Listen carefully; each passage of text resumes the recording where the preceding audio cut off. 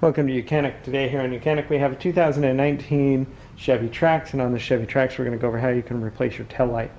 This is the tail light, also sometimes called the clearance light, and so it's the one in the middle.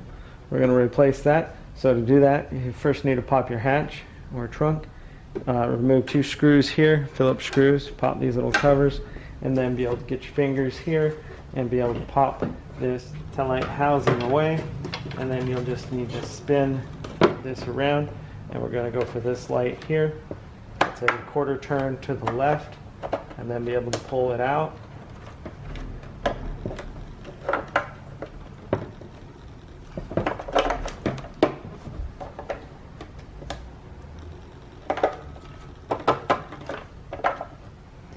And then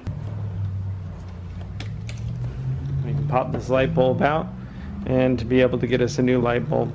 This light bulb here for the tail light is a 7443, and so you would just get a new 7443 and be able to take that light bulb, line it back up in the groove there, and snap it back into place.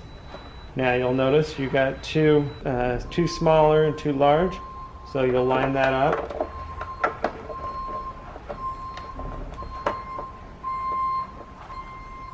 And then be able to tighten that and lock it into place. Then when you're done with that, you'll flip it back around, line up the little tab up here, press it in until it hits it. You'll hear kind of a click noise.